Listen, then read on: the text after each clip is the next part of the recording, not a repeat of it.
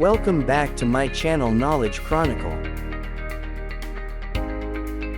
Take a deep breath, in and out. Feels effortless, right? But behind this simple act, an incredible process is at work.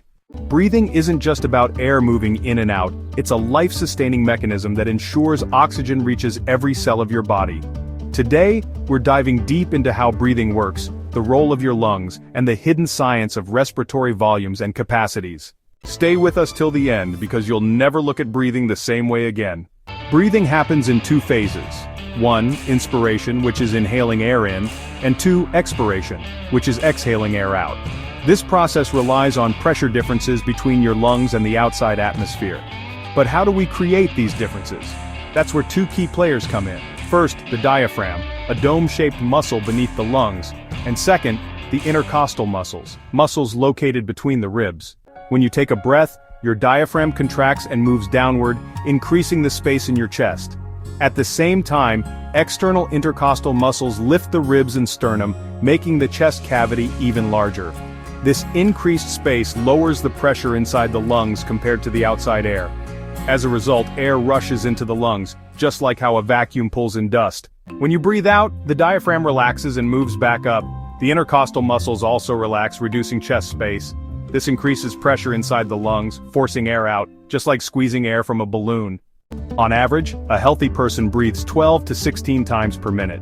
But this can increase during physical activity. Ever noticed how your breathing changes when you run? That's because your body demands more oxygen, and additional muscles in the abdomen help increase the depth and force of each breath. Now that we know how breathing works, let's explore the different amounts of air that move in and out of the lungs.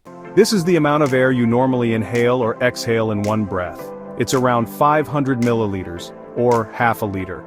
Imagine filling a small water bottle with air each time you breathe.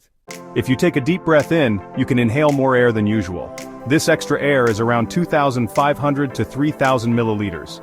That's like breathing in the air from 4 to 6 water bottles.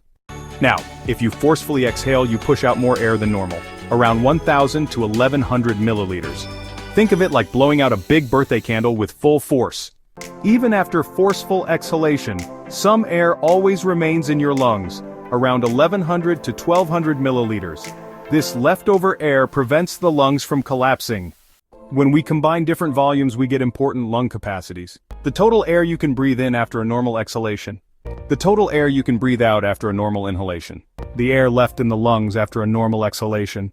The maximum air you can inhale after a forced exhalation. This is often measured in athletes to test lung efficiency. The total amount of air your lungs can hold. This is the complete air volume your lungs can accommodate at their fullest expansion. Professional swimmers and singers have higher vital capacities because they train their lungs to inhale and exhale efficiently. Your lungs are constantly working, but several factors affect their efficiency. Exercise and fitness. Regular cardio improves lung capacity. Smoking and pollution, harmful toxins reduce lung efficiency. Respiratory diseases, conditions like asthma and COPD lower lung function. To monitor your lung health, doctors use a spirometer, a device that measures lung volumes and capacities. This is crucial for diagnosing lung diseases. Now that you understand the hidden science behind breathing, it's time to appreciate your lungs and take better care of them. Try deep breathing exercises to improve lung capacity and maintain a healthy lifestyle. If you found this video informative and engaging, don't forget, your one like, share, and subscribe will help us create more valuable content. See you in the next video.